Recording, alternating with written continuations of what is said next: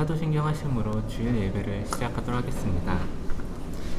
전능하사 천지를 만드신 하나님 아버지를 내가 믿사오며 그 외아들 우리 주 예수 그리스도를 믿사오니 이는 성령으로 잉태하사 동정녀 마리아에게 낳으시고 본디오 빌라도에게 고난을 받으사 십자가에 못 박혀 죽으시고 장사한 지 사흘 만에 죽은 자 가운데서 되살아나시며 하늘에 오르사 전능하신 하나님 편에 앉으시다가 저리서 산자와 중자를 심판하러 오시리라. 성령을 믿사오며 거룩한 공화와 성령에서 기뻐하는 것과 죄를 사하여 주시는 것과 온전히 사는 것과 영원히 사는 것을 믿사옵나이다. 아멘. 네, 나누고 싶은 말씀은 시편 122편 1절 말씀입니다. 시편 122편 1절 말씀 나누고 싶습니다. 제가 읽도록 하겠습니다. 사람이 내게 말하기를 여호와의 집에 올라가자 할 때 내가 기뻐하였도다. 제가 준비한 말씀은 이 말씀이 아니라 이제 다른 말씀을 나누려고 준비를 했었었는데요. 근데 오늘 교회에 오는 중에 이 말씀이 좀 생각나면서 내가 다윗처럼 지금 기뻐하며 지금 예배로 나오고 있는지 좀 마음을 돌아보게 되었고 좀 그렇지 못한 모습을 보게 되었습니다. 그러면서 좀 이 말씀을 좀 나눴으면 좋겠다라는 생각이 들었는데요. 제가 나올 때 제 마음을 돌아보니까 좀 기쁨으로 나오기보다는 좀 부담감을 좀 안는 마음들이 좀 크게 있었고 좀 잘 못하면 어떡하나 하는 그런 마음들도 있었고 좀 사람들 의식하는 마음들이나 좀 하나님 앞에 좀 부끄러운 그 모습들도 좀 있어서 이제 그런 모습들이 좀 이제 방해가 되는 그런 것들을 좀 돌아보게 되었습니다. 그래서 이게 다윗처럼 이렇게 기뻐하며 이제 순수하게 하나님 앞에 예배 가운데로 나왔으면 좋겠다 그런 마음이 들고 좀 그런 모습을 위해서 좀 하나님께 좀 마음을 좀 구하고 하는 그런 시간을 좀 가지면서 좀 나오게 되었습니다. 제가 좀 예배 가운데 나올 때나 좀 삶 가운데 좀 예배로 나아가거나 할 때 기쁨으로 이제 나아가는 그런 모습들로 이렇게 나아갔으면 하는 그런 소망들이 좀 있습니다. 이 말씀을 보면서 이제 다윗이 많이 이런 다윗이 좀 부러운 마음이 좀 많이 들었고 이 삶도 이렇게 기쁨으로 항상 주님께 나아가는 그런 삶이 되었으면 좋겠다 그런 소망을 가지게 되었습니다. 이 시간에 혹시 이 예배 가운데 나오실 때 좀 기쁨으로 나오고 하는데 좀 방해되는 마음의 내용들이 있거나 한다면은 그것을 놓고 좀 기도했으면 좋겠습니다. 하나님 사랑을 의지하면서 우리가 어떤 모습이든지 하나님께서는 용서해 주시고 용납해 주시는 하나님 의지하면서 이 시간 같이 기도로 나아갔으면 좋겠습니다. 기도하시겠습니다. 주님, 이 시간에 주님 예배 가운데로 기뻐하며 나아가기 원합니다. 주님만 생각하며 주님께 사랑 의지하면서 정말 주님만 바라보면서 나아가기 원합니다. 주님, 제 마음에 주님께 기도 나가는 그러한 때를 감당하는 그런 마음 내용들이 있다면 나에게 주님을 놓고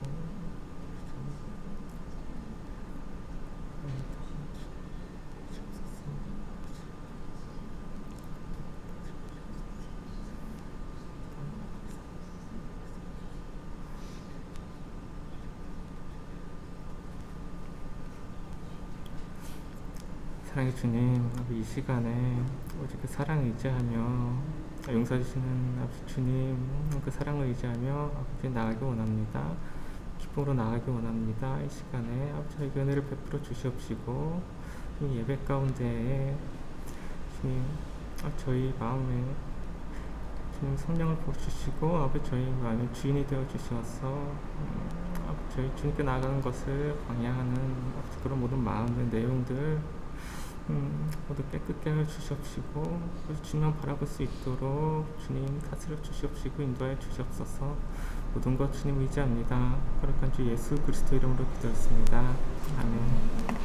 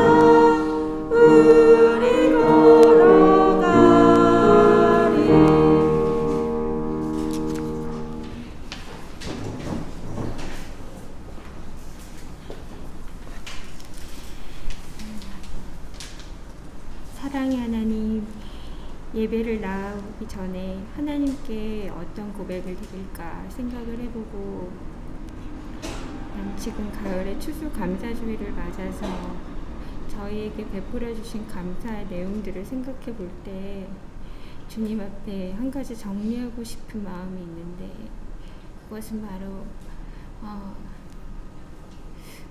1년 동안 아니면 평생 그 은혜의 기회를 저는 얼마나 많이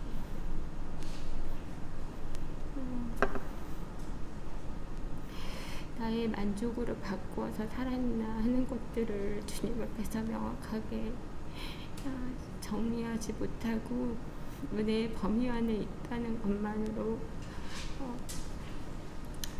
어쩌면은 나와 하나님 앞에서 정직하지 못했던 것들이 되게 걸렸습니다.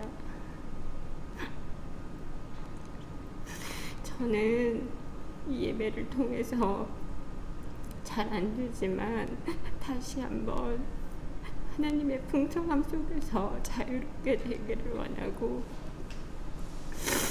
짧은 예배 시간이지만 그것들을 그 은혜를 받고 배우고 돌이키는 시간이 되기를 원합니다. 하나님 우리의 마음을 받아주시고 계속 완전한 길로 인도하시는 하나님의 은혜, 하나님의 성실하심과 하나님의 끝까지 책임지시는 그 사랑에 기대어 따라갈 수 있도록 도와주세요. 예수님 이름으로 기도드렸습니다. 아멘.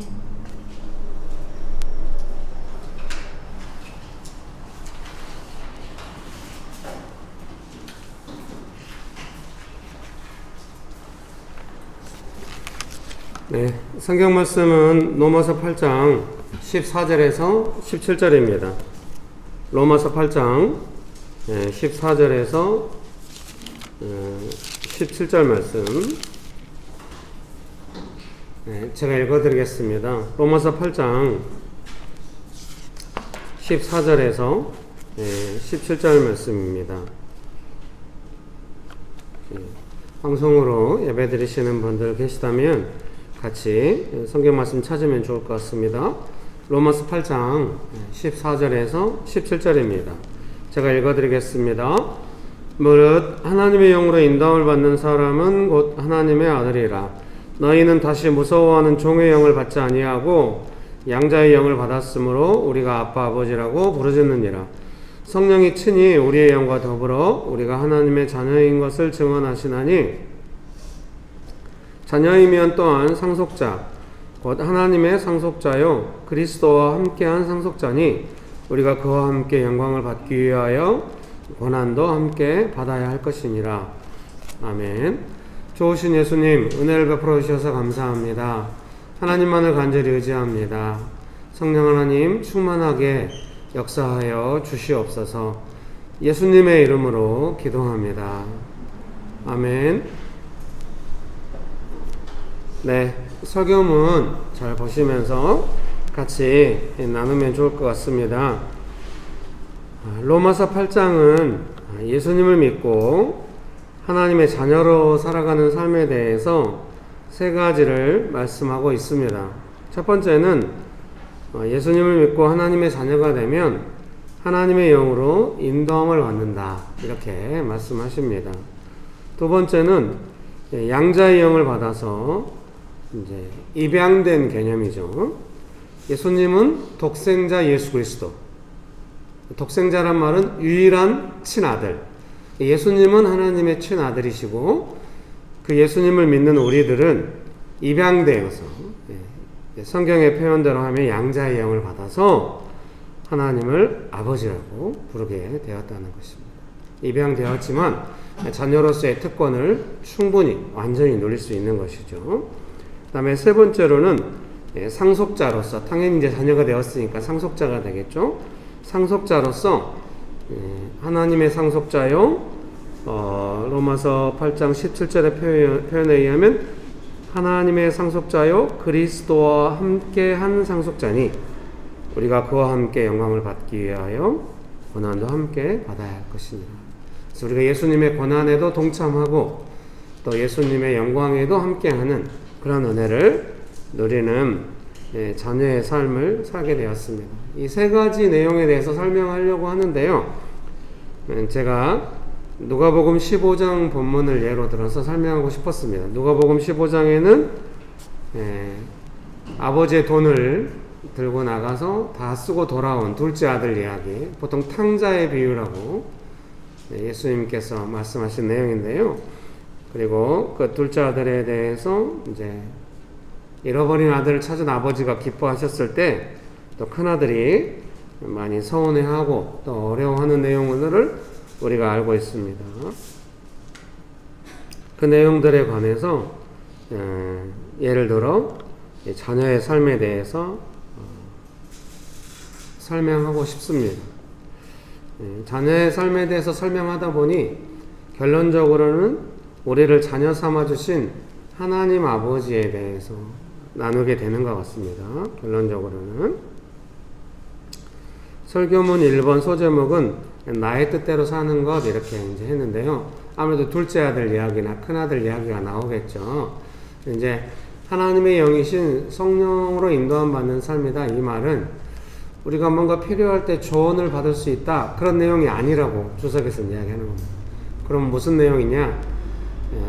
성령님의 뜻에 순종하고 나의 욕심대로 살지 않는 것이다. 라고 성경의 가르침이 명확하죠. 그래서 내 마음대로 살면서 좀 더 도움받을 수 있는 그런 내용 아니고 내 마음대로 사는 삶, 내 욕심대로 사는 삶을 계속 성령님께 순종하는 삶으로 이제 바꾸어가는 성화되는 그런 삶이다. 이렇게 주석에서는 설명하는 것을 제가 읽은 적이 있습니다. 읽어드리겠습니다. 나의 뜻대로 사는 것. 둘째 아들은 아버지의 돈을 가지고 나가서 자신이 원하는 대로 사용하고 인생을 살았습니다. 큰아들은 열심히 일하면서 살았지만 아버지와 동생을 향하여 그리고 근본적으로는 자신이 원하는 어떤 그런 뜻이 있었죠. 그 뜻은 아버지가 동생을 다시 자녀로 받아주고 잔치를 벌이는 것은 잘못되었다 이렇게 생각을 한 것 같습니다. 큰아들이 아버지한테 이제 좀 항의하잖아요. 동생이 돈을 다 쓰고 돌아온 것도 잘못한 일이라고 생각을 하였습니다. 왜냐하면 자신은 송아지가 아닌 염소로도 잔치를 벌인 적이 없기 때문입니다. 그래서 이제 큰아들이 아버지도 잘못한 것 같고 동생도 잘못했다 이렇게 판단하는 근거에는 아버지의 둘째 아들을 향한 어떤 그런 모습과 또 둘째 동생의 그런 모습도 있습니다만은 근본적으로는 큰 아들이 자기 자신을 향해 원하는 게 있잖아요. 그건 뭐냐면 더 수고하고 더 많이 일한 자기 자신은 더 대우를 받아야 되는데 돈을 다 쓰고 돌아온 동생이 더 대우를 받는 것 같다라고 하는 서운한 마음에서 이제 보게 되는 것이죠. 그래서 여러분 좀 그게 중요한 것 같아요. 어떤 마음으로 어떤 상황을 볼 것인가. 우리의 마음이 아주 중립적이지 않잖아요. 기본적으로 우리의 마음은 나 중심으로 가고 있어요. 그래서 이제 어쩔 수 없죠. 우리는 다 인간이니까. 그런데 우리가 이런 정도는 생각할 수 있다고 생각해요. 내 스스로 좀 점검을 할 수가 있는 거죠. 지금 내가 이 상황을 보고 있는 나의 마음이 뭐 굳이 객관적이어야 한다든가 중립적이어야 한다든가 내 생각은 다 잘못됐다든가 그런 내용이 아니라요. 예를 들면은 여러분 직장에서 무슨 일이 발생하면 기본적으로 어떻게 보시겠어요? 조금 방어적으로 볼 수가 있겠잖아요. 내 문제가 돼서는 안 된다 이렇게 볼 수가 있거든요. 근데 이제 그렇게 자꾸 문제를 보기 시작하면 집에 와서도 어떤 문제가 발생하면 내 문제가 되면 안 된다 이렇게 볼 수가 있어요. 그래서 어떤 문제와 상황이 발생하는 나의 마음이 이 문제를 어떻게 보고 있나 그런 부분에 대해서 좀 신경을 쓸 필요가 있다는 생각이 듭니다. 제가 주일 예배를 앞에 두고도 계속 생각하는 것 같아요. 오전 예배를 앞두고 오전 예배를 기다리고 있는 나의 마음이 어떠한가. 기본적으로 약간 긴장이 들어요. 근데 좀 예전부터 의문은 의문이죠. 하나님 앞에 나와서 예배 드리는데 왜 이렇게 긴장이 될까? 물론 제 스스로 생각하기에는 하나님께서 기뻐하시는 일을 하니 당연히 방해도 있고 긴장도 있을 수 있다. 이제 이렇게 이해는 하지만 조금 이제 긴장이 들 때 제가 이제 스스로 생각하는 것은 이 예배를 나는 이렇게 약간 시달리는 마음으로 긴장으로 보고 있는가 아니면 기쁨과 즐거움으로 보고 있는가 그런 의문을 갖게 돼요. 근데 이제 제 마음이 완전히 기뻐져 가지고 그래 긴장으로 보지 말자 기쁨으로 바라보면서 하자 이렇게 해가지고 완전히 마음이 기쁨으로 바뀌어가지고 예배를 기쁨으로 감당하는가 그렇지는 않는 것 같아요. 그러면은 제 마음이 그 예배를 바라보는 마음이 그럼 어떻게 되는가? 적어도 긴장으로 바라보게 하는 이런 내용이 맞다고 할 수는 없다. 이거는 내가 지금 느끼는 긴장감이긴 하지만 이것이 다 맞다고 할 수는 없다라고 하는 생각을 항상 하게 되는 것 같아요. 이제 그 기준은 하나님께서 어떻게 보시는가 뭐 이런 것일 수 있습니다만 또 그거를 명백하게 다 할 수는 없기 때문에 조금 그렇긴 하죠. 근데 어쨌든 이 큰아들이 바라보고 있는 상황은 우리가 이제 성경 말씀을 근거로 명백히 할 수 있기 때문에요. 이제 우리 사람들 관계에서는 그게 좀 어려운 것 같아요. 너 이런 마음으로 바라보는 거야? 하고 물어보면 바로 아니 난 그렇게 안 보는데 보통 이렇게 하거든요. 그래서 이제 성경에서는 이제 큰아들이 자기의 본심을 딱 이야기하는 겁니다. 나는 염소로도 잔치를 벌인 적이 없다. 이제 이런 관점으로 상황들을 보고 있는 것이죠. 그것 자체가 잘못됐다고 하긴 어렵습니다. 뭔가 옳다 그르다라기보다는 아버지께서는 큰아들의 서운한 마음도 만져주시고 위로하실 수 있다는 생각이 듭니다. 근데 우리가 스스로 이제 자녀된 삶을 더 건강하게 살아가기 위해서는 우리가 만약에 큰아들이라고 한다면 내가 지금 좀 마음이 서운해 있구나. 서운한 마음으로 이 상황들을 보고 있구나. 서운해하지 말자. 그래서 그냥 그래 아버지의 뜻을 받아들이자. 즐겁게 하자. 나도 잔치에 참여하자. 이렇게까지 되면은 뭐 좋겠지만은 그렇게까지 안 된다 할지라도 내가 지금 서운한 마음으로 이 상황을 좀 보고 있는 부분이 있다. 이렇게만 생각한다고 한다면 진짜로 되게 좋은 상태라는 생각이 들어요. 제가 어떤 분들을 뵐 때마다 이제 그분들의 상태가 되게 좋다라고 생각하는 때는 언제냐면 자기 안에 이 한 자락을 이제 염두에 두고 있다가 좀 대화가 될 때 사실 내 마음 안에 좀 서운한 마음으로 보는 게 있는 것 같다고 이제 이런 대화가 되면은 그래 너 서운한 마음으로 봤잖아. 너 진짜 서운하네. 섭섭이가 들어간 거야? 네가 잘못한 거야? 결코 이렇게 가지 않죠. 대화가 어떻게 됐습니까? 그래 그럴 수 있지. 당연히 사람이면 그럴 수 있지. 네가 그거 스스로 본다는 게 너무 놀랍다. 그러면은 어떻게 되겠습니까? 서운한 마음으로 봤다는 것이 잘못됐다거나 이런 게 아니라 우리가 그럼 이 문제를 어떻게 보고 어떻게 풀어갈지에 대해서 대화를 할 수가 있게 되는 것이죠. 궁극적으로 우리가 이 문제를 풀어가고 싶은 것이니까. 내 서운한 마음이 있으면 그게 이제 마음이 한 수 나도 모르게 있다가 어느 순간 내가 느껴도 내 서운한 마음보다는 명백한 이 팩트가 더 문제가 있기 때문에 이 문제에 대해서 이야기하겠다. 이제 그렇게 가면은 사실 문제 해결까지는 가기 어렵죠. 뭐 직장에서 어디 법정에 가서는 그렇게 해도 뭐 직장에서 사실 그렇게 하면 안 되겠습니다만은 내 삶을 지키기 위해서는 막 계속 팩트로 따져가지고 마음 한구석에 하나님 뜻이 아닌데 계속 밀어붙이면 나중에 좀 손해를 많이 보게 되거든요. 결론적으로 계산할 때는. 근데 우리의 대부분의 문제라고 하는 것은 누가복음 15장에서도 말씀하시지만 가족 간의 문제일 경우가 많이 있거든요. 근데 가족 간의 어떤 문제인데 내 마음 안에 서운한 마음을 품고 이게 예수님을 믿고 하나님의 자녀로서 충만하게 살아가기 전이라면 어떨지 모르겠어요. 그렇게 우겨도 될지. 근데 자기가 은혜를 경험하고 하나님의 자녀로 살아가는 삶이 무엇인지 알면도 불구하고 서운한 마음을 감추고 계속 밀어붙이잖아요. 그럼 상당히 곤란해져요. 그 영혼의 권고함이 막 몰려온단 말이에요. 은혜가 사라져요. 그러면 안 돼요. 예수님 안 믿고 뭐 그런 분들이 자기 마음대로 사는 거 뭐 어쩔 수 없죠. 예수님 믿고 성령 받아야 인도함을 받는 삶이 시작되기 때문에. 근데 인도함을 받는 삶, 하나님의 자녀로 사는 삶이라고 하는 것은 순종은 그게 하나님께서 되게 자비로우시고 은혜로우시고 받아주시고 하시지만 내 마음대로 하면 나한테 힘들어요. 언젠가는 그거를 배우게 되거든요. 배울 때는 보통 좋은 환경에서 배우는 것이 아니라 힘든 환경에서 많이 배우게 돼요. 이게 밀어붙이면 안 돼요. 하나님 앞에서 높은 수준으로 진실하게 볼 필요가 있는데 그렇다고 해서 우리 하루쯤에 갑자기 진실해져가지고 서운한 마음 이건 안 돼 이건 아니야 이러기는 어렵거든요. 근데 성령께서 분명히 깨닫게 해주실 거예요.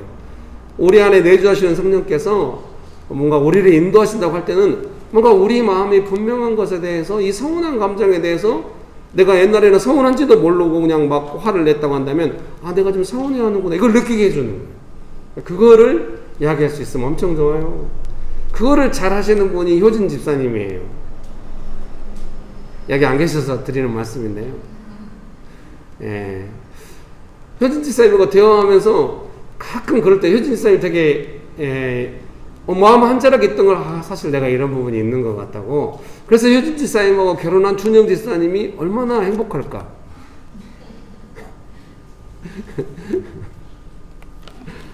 저 그런 식으로 받아들이면 안 돼요. 준영 집사님 더 활짝 웃으면서 기쁨으로 이렇게 해야지.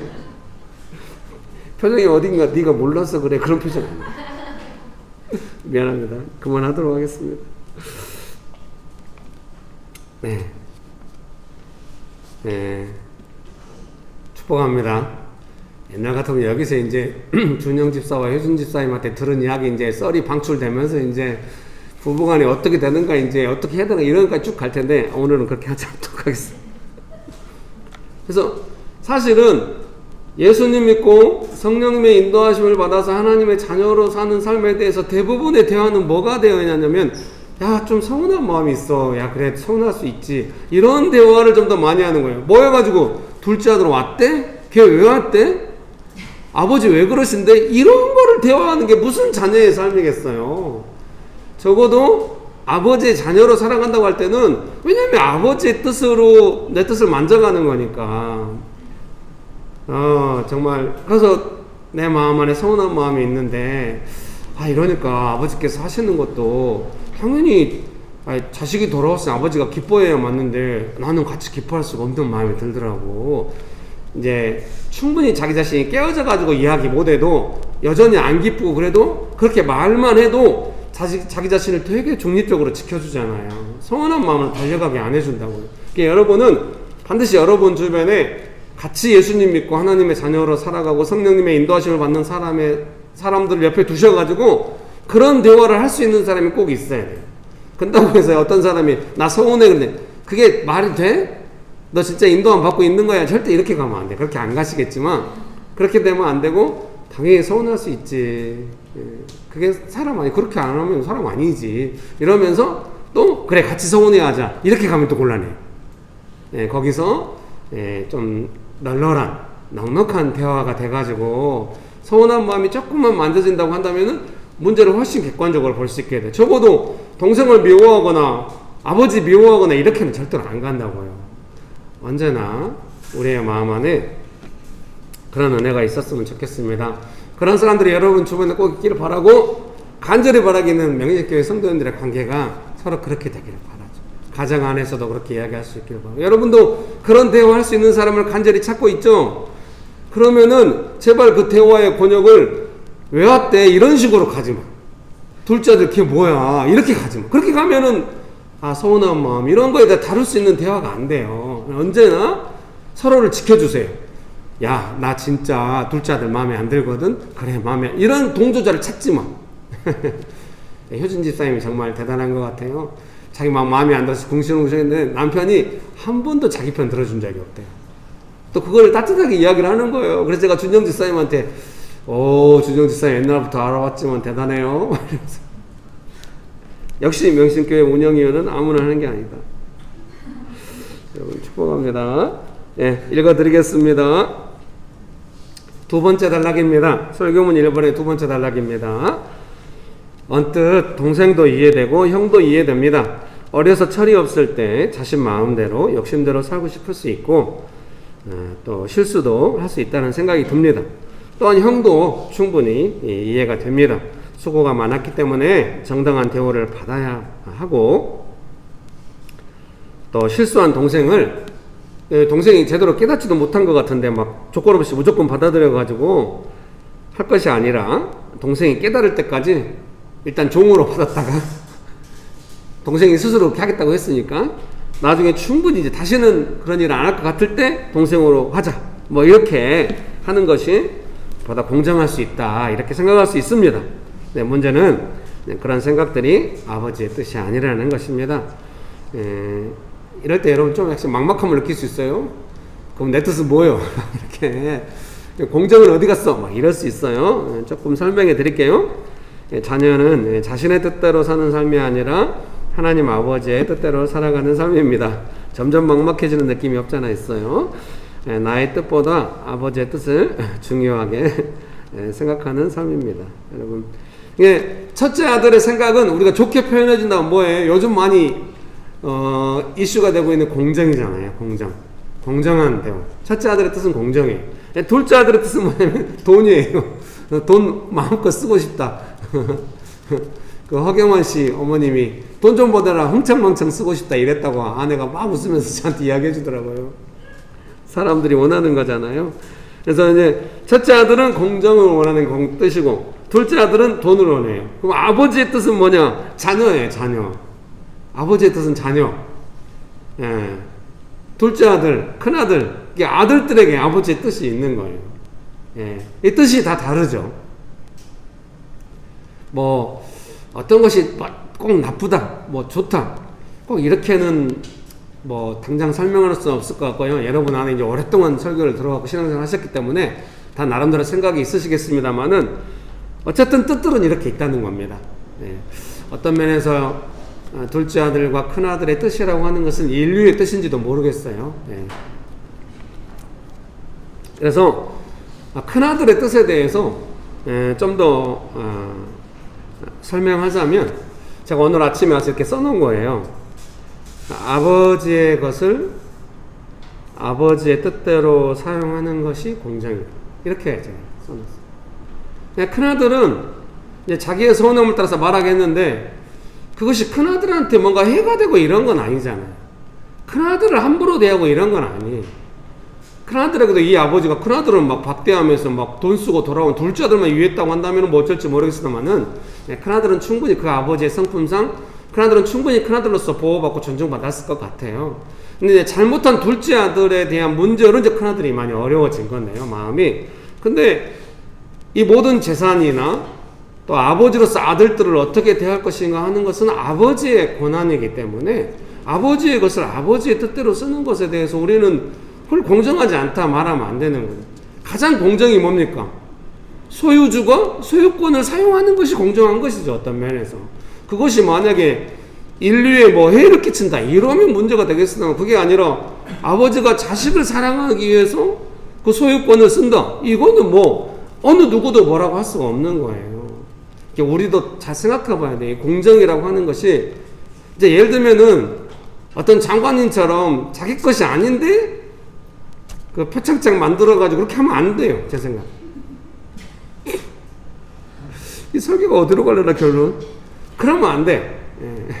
축복합니다. 이렇게 말한다고 해서 그럼 저는 공정하냐? 구린 데가 있을 거예요. 축복. 근데 어쨌든 그거는 아니죠. 자기 게 아니잖아요. 근데 오늘 본문에 아버지가 자기의 재산으로 돌아온 둘째 아들이 쓰고 왔다 해도 잔치를 벌이고 이런 거는 아버지의 권한인 것이죠. 그것은 공정한 것입니다. 그렇게 여러분께 설명해 드리고 싶었어요. 아버지의 것을 자식을 사랑하는 아버지의 마음으로 아버지께 쓰셨다. 이거를 공정하지 않다고 하는 그것이 공정이라고 저는 생각을 하는 것입니다. 모르겠습니다. 제 생각이 틀릴 수도 있습니다. 설교를 했지만 여러분도 고민해 보세요. 다들 표정이 설교를 고민할 게 아니라 너에 대해서 고민해 봐야겠어요. 네. 유머를 안 받아주는 것도 공정이죠? 여러분 감사합니다. 그리고 또 한 가지 이제 큰아들의 공정에 대해서 제가 좀 생각한 건 이거예요. 여러분께 얼마나 좀 이해가 될지 모르겠지만은 큰아들의 공정함 안에는 이 잘못한 사람이 처벌받기를 바라는 공정이 있는 것 같아요. 네, 아무리 생각해도 제가 이거는 은혜는 아닌 것 같아요. 은혜는 잘못한 것에 대한 조건 없는 용서인데 큰아들의 공정함 안에는 은혜는 없어요. 그래서 아버지의 공정함이라고 하는 것은 무엇인가? 자식을 사랑하는 마음으로 아버지의 소유권을 사용하신 것, 그리고 은혜를 베푼 것, 이거를 향하여 공정하지 않다라고 말하는 것은 조금 그런다 싶었어요. 그래서 아버지는 공정하다. 저는 결론을 이렇게 말씀드리고 싶었습니다. 두 번째, 아버지의 뜻입니다. 둘째 아들을 잃어버렸다가 찾은 것을 기뻐하여 잔치를 벌이는 것이 아버지의 뜻입니다. 첫째 아들과 항상 함께 계시면서 아버지의 모든 것을 큰 아들에게 주시는 것이 아버지의 뜻입니다. 이게 큰 아들한테 아버지께서 말씀하시잖아요. 너는 나와 함께 있어서 이 모든 것이 너의 것이다. 이것이 절대 여러분 그냥 흘려들으면 안 될 것 같아요. 둘째 아들 때문에 너무 서운해 하니까 달래느라고 한 말이 아니잖아요. 진짜 큰 아들을 향해서 아버지께서 가지고 계시고 아마 그렇게 상대해 오셨을 거예요. 큰 아들은 그냥 아버지께서 큰 아들을 향해서 바라는 것이 있겠죠. 그건 뭐겠습니까? 아버지께서 관대하신 것처럼 너도 관대해라. 너의 관대함이 모든 사람이 알게 해라. 왜? 네가 이 집을 이끌어갈 것이기 때문에. 거기에 아버지의 뜻이 있기 때문에요. 이거는 그냥 지나가는 말로 달래기 위해서 한 말은 아니라고 생각합니다. 아버지는 아들들을 위해 모든 것을 주시는 분입니다. 왜냐하면 아버지에게는 아들들이 중요하기 때문입니다. 아들을 찾아서 기쁘고 아들과 함께해서 기쁜 것입니다. 둘째 아들을 찾아서 기쁘고 큰아들과 모든 것을 함께해서 기쁘는 것이 아버지의 뜻이죠. 여러분 믿으십니까? 예수님을 믿고 양자의 영을 받아 입양된 우리들은 이제 이렇게 좋은 뜻을 가지고 계신 우리를 위해 모든 것을 주시는 독생자 예수 그리스도의 생명까지 주시는 하나님 아버지를 아버지라 부르게 되었습니다. 자녀로서의 모든 특권을 누리게 된 것입니다. 하나님을 아버지로 알아가는 복된 삶이 시작된 것입니다. 이러고 제가 아침에 와서 또 밑에 이렇게 쫙 써놨어요. 읽어드릴게요. 나는 자녀가 되고 다른 사람은 종이 되어야 한다고 생각하면 안 돼. 예. 나는 아버지 하나님께서 주시는 모든 좋은 것을 누리되 너는 잘못했으니까 종이 돼야 돼. 이건 안 돼. 나도 예수님 믿고 아버지의 자녀가 되고 너도 예수님 믿으니 아버지의 자녀가 되는 게 맞다. 이렇게 생각하는 게 맞다고 생각합니다.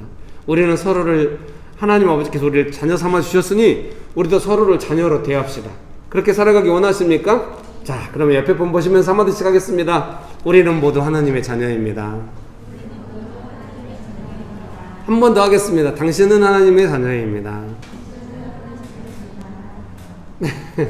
명예성도님 부부께서 우리 원주집사님을 향해서 큰 소리를 한번 해주세요. 당신은 아이고, 그냥 우리 원주집사님 가을에 맞게 그냥 옷을 예쁘게 입고 오셨어요. 화장도 잘하고 오시고 그냥 예. 여러분 얼른 도망가기 전에 기름 맞고 따뜻하게 한 번씩 해주세요. 집에. 근데 이 뒤쪽에 두 자리를 없애고 싶어요. 뭔가 컨디션이 다운된 사람들이 다 이쪽에 와서 들어왔거든요. 미안해요. 유머 미안해요. 네. 3번 연단된 소망 고난입니다. 연단된 소망 고난이란 건 뭐겠습니까? 이제 여러분 너무 고난을 힘들어하시고 고난 말만 들어도 무서워하시고 이러니까 고난이라고 하는 것은 연단된 소망이다. 거의 동의어다. 이제 이렇게 제가 설명하려고 한 거죠. 고난은 결코 생각만 해도 너무 힘든 일이야. 이렇게 끝나는 게 아닙니다. 연단된 소망을 줘요. 여러분도 연단된 소망은 원하잖아요. 네, 좀 원해 보세요. 연단된 소망을 원하잖아요. 침착하게 소망을 잃지 않고 삶을 건강하게 이끌어가는 거 원하시잖아요. 인생은 늘 힘드니까. 네, 그런 것들이 고난을 통해서 온다는 거 꼭 기억해 주시기 바랍니다. 제가 읽어드릴게요. 이미 로마서를 통해 보았듯이 우리가 겪는 환난은 인내는 연단은 소망을 줍니다. 삶 속에서 겪는 고난을 통하여 우리는 더욱 하나님께 집중하게 됩니다. 인내하게 됩니다. 여러분 믿으십니까?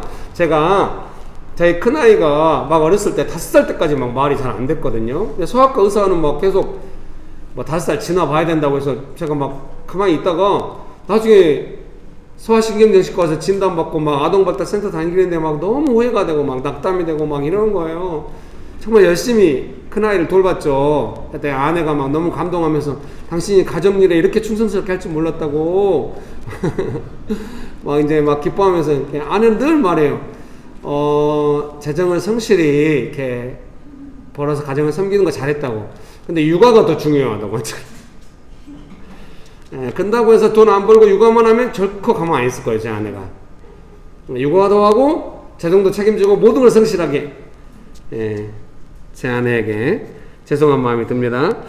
설교가 안 풀릴 때 아내의 예를 들면 더 꼬이는 수가 있어요.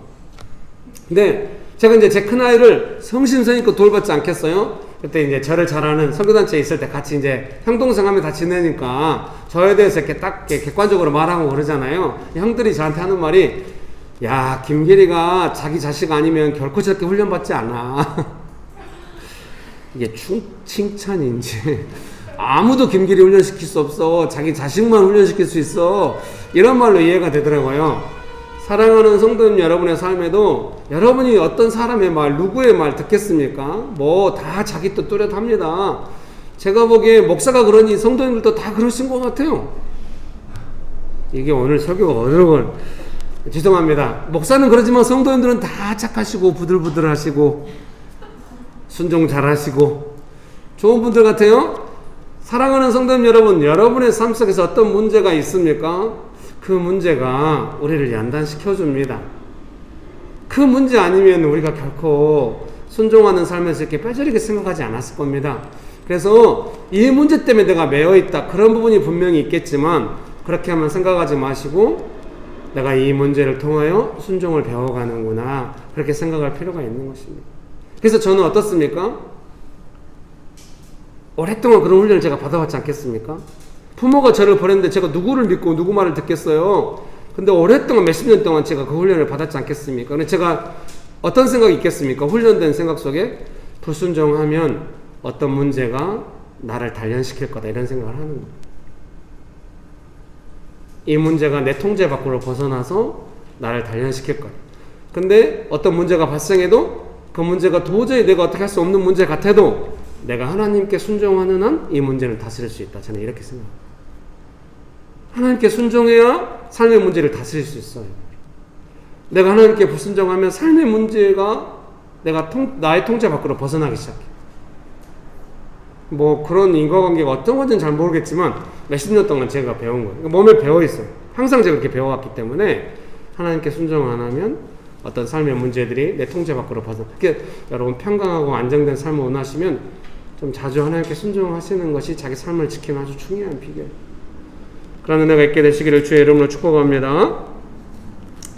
어려울 때 집중을 통하여 우리는 어려운 중에도 우리를 돌보시는 아버지의 사랑을 알아가게 됩니다. 어려움을 잊어버릴 정도로 아버지께서 우리를 사랑하는 그 사랑이면 좋은데, 제가 지금까지 말씀을 경험건데 어려움을 함께 겪는 사랑입니다. 그래서 고난도 함께 받고 영광도 함께 받는다. 그래서 어려움을 함께 겪으니까 어때요? 진정한 사랑이 되는 거죠. 여러분 축복합니다. 저희 자식들이 이제 대학생이 오늘 아침에, 딸이 어제 왔다가 오늘 아침에 일찍 갔어요. 그래서 아침에 된장국에다 같이 밥을 먹었거든요. 보통 제가 아침에 밥을 잘 안 먹고 교회 와서 이제 이렇게 뭐 간단히 뭐 마시고 이렇게 하는데요. 배가 묵직하네요. 아침에 된장국에 계란말이 밥을 먹고 왔더니 딸과 아들들이 20대가 되고 크니까 어렸을 때 10대 때처럼 야 그러면 안 돼 이렇게 훈계할 수가 없는 거예요. 이렇게 막 어렸을 때 막 제가 화내고 막 이랬죠. 애들한테 정신 차려. 몇 번 이렇게 훈계를 하면은 그게 훈계가 됐어요. 근데 20대가 되니까 훈계하면 안 돼요. 이렇게 막 화내면 안 돼. 차분하고 세밀하게 말을 해요. 그 아내하고도 마찬가지요. 아내랑 옛날에 부부싸움 때 화내고 막 싸우죠. 근데 아내가 이제 50대가 되고 제가 50대 초반인데 이제 애들은 20대인데 거기서 제가 화내면은 다들 우리 가족들이 어렸을 때부터 겪어왔으니까 아버지는 알긴 하지만 지금도 저러셔. 우리 딸이 그랬다고요. 아버지는 지금도 저러냐고. 그 말은 아직도 우리를 애들로 알고 있는 거냐고. 그래서 깊이 깨달았어요. 딸이 이제 머리가 있잖아요. 엄마 통해서 들어가라고. 나이가 들수록 여성분들의 지혜를 이길 수는 없는 것 같아요. 하나님께도 순종하고 여성분들에게도 순종하고. 제가 우리 교회 여성분들에게도 순종하겠습니다. 다들 표정이 안 믿는 표정인데요. 한번 열심히 해보겠습니다. 도와주세요, 여러분. 여러분 축복합니다. 그런 게 있는 것 같아요. 어제도 이제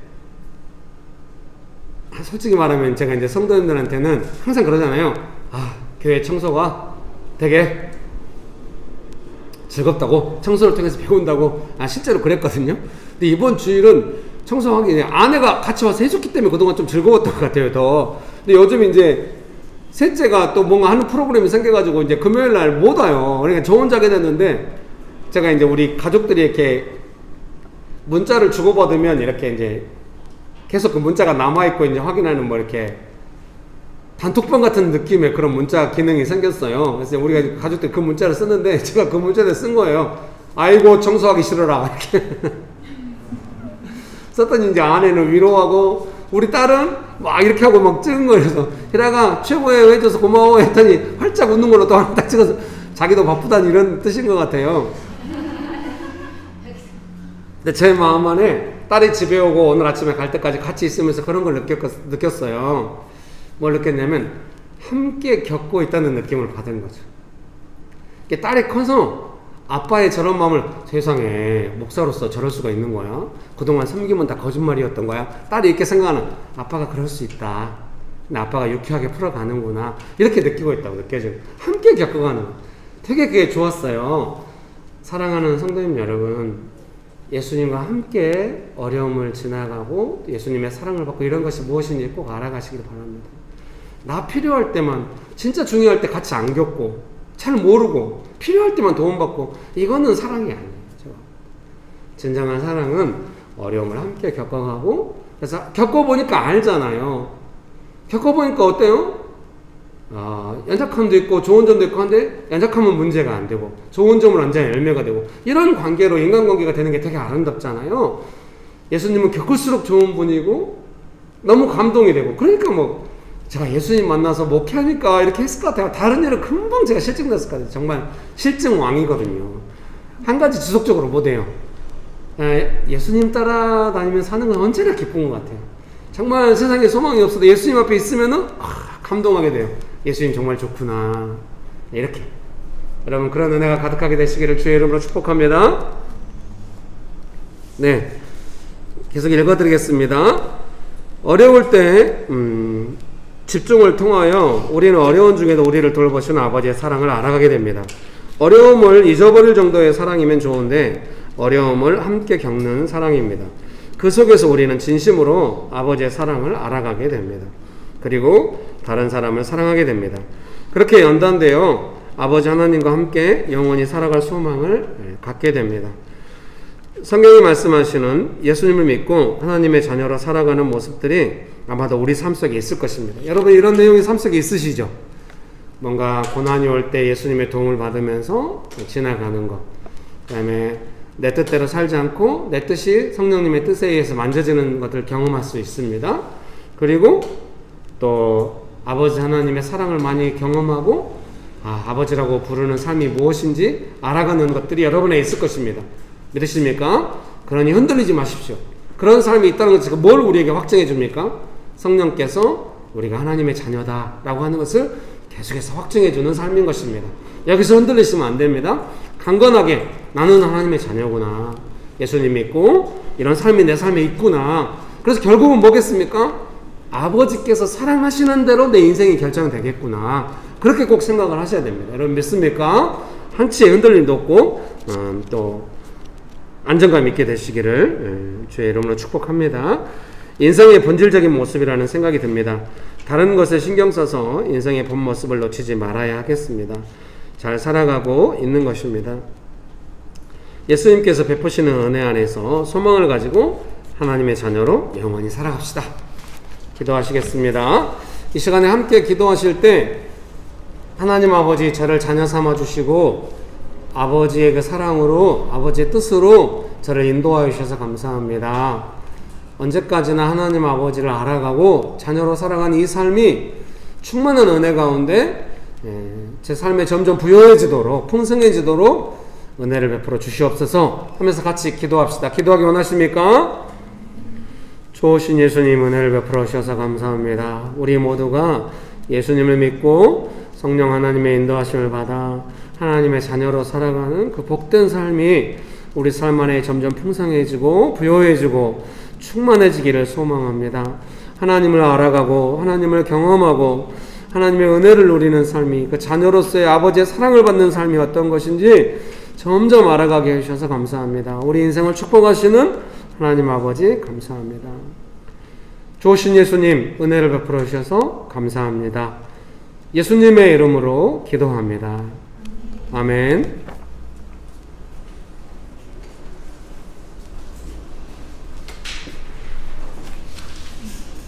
헌금 기도하겠습니다. 하나님 저희 자녀 삼아주셔서 너무 감사합니다. 하나님께서 주신 모든 것 하나님의 마음과 뜻대로 잘 사용할 수 있도록 항상 물질 앞에 겸손하게 하시고 지혜를 구하게 하여 주시옵소서. 추수감사절 준비하고 있습니다. 저희 교회의 헌금이 사용되는 곳에 하나님의 축복이 함께 흘러갈 수 있도록 붙들어 주시고 그 축복을 통해서 하나님께서 사랑하시는 대로 우리 인생이 정말 풍성해지는 것을 경험하는 사람들이 점점 늘어날 수 있게 붙들어 주시옵소서. 감사드리고 예수님의 이름으로 기도드렸습니다. 아멘. 아멘.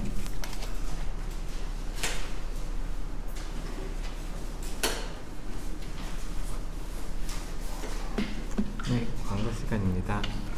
네, 묵상 모임이 이제 각 캠퍼스별로 줌을 통해서 이제 계속되고 있으니까 네, 시간 되시는 분들은 제가 캠퍼스별로 이제 참여해서 좋은 시간 이제 가지셨으면 좋겠습니다. 그리고 이제 다음 주 추수감사주일인데요. 추수감사주일 예배에 이제 나눔하고 네, 여러 가지 참여하실 수 있는 것들을 이제 준비하고 있습니다. 네, 같이 이제 참여하셔서 이제 추수감사주일을 즐겁게 기쁘게 잘 보냈으면 좋겠습니다. 감사합니다.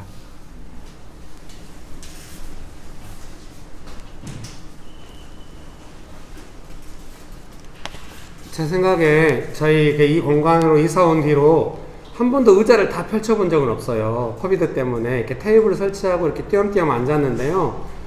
다음 주에는 다 의자만 세팅해 놓을 수 있어요. 추수감사절 한번 하니까요. 행사를 하니까 예배는 한 5분 정도 짧게. 그래서 예배 인도나 예배 순서가 좀 없을 수도 있어요. 제가 사도신경으로 시작을 해서 함께 설교 짧게 하고 바로 세례식 하고 그리고 이제 끝나고요. 이제 삶 나눔도 하고 선물도 나누고 또 과일 포장해서 주변에 나누고 이런 걸 할 텐데요.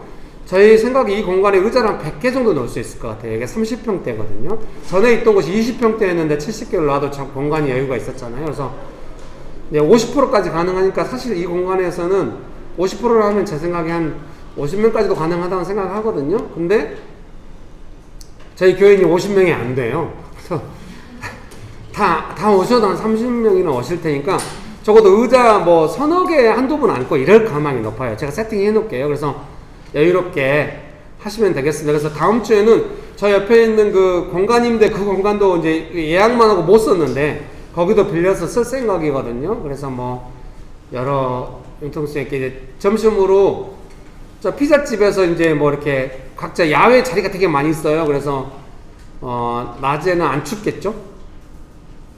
추우면은 추위에 덜덜 떨면서 피자를 먹어요. 그 가게 안이 또 넓거든요. 되게 넓어요. 그래서 지난주부터 가서 예약을 미리 했어요. 다음 주쯤에 우리가 쓸 수도 있다. 그래서 혹시 필요하면은 그 공간 임대해서 드실 수도 있고 막 이렇게 한번 조치를 해 볼 테니까요. 뭐 이렇게 원하시는 분들끼리 피자 한번 이렇게 나눠서 드시든지 뭐 자유롭게 드실 수 있거든요. 명신교회는 뭐 남아서 못 먹지 부족하진 않으니까 걱정하지 마시고 다음 주에 그리고 삶 나누는 거 오래 못 해요. 저 생각에 한 3분 하면 그 몇십 명이 다 해야 되는데 다 안 하나요? 그래서 삶 나누는 3분 정도 적당할 것 같아요. 근데 다 하세요. 상품이 무려 5만 원에서 이렇게 지급될 예정인데 참석 안 한 사람한테 무조건 상품 뿌리고 이러긴 곤란했잖아요. 가족 중에 한 명이라도 참석하면 그 가족은 다 드리도록 하겠습니다. 그냥 참석 안 해도 드리겠습니다. 이러면 안 나누는데 여러분 예비 상품이 많이 준비되겠지만 웬만하면 나오셔서 그동안 한 해를 정리하시면서 이런 게 감사했다 뭐 이런 정도로 나눠주시면 은혜가 있을 것 같습니다. 네, 기도하고 예배를 마치도록 하겠습니다. 지금은 우리 주 예수 그리스도의 은혜와 아버지 하나님의 크신 사랑과 성령님의 교통하심이 예수님을 믿고 성령님의 인도함을 받아 하나님의 자녀로 살아가는 그 복된 삶을 누리며 살아가기로 결정하는 명신교회 사랑하는 성도님들의 삶 위에 명신교회 위에 조국교회 위에 온 열방 위에 지금부터 영원토록 함께 하시기를 간절히 축원합니다. 아멘.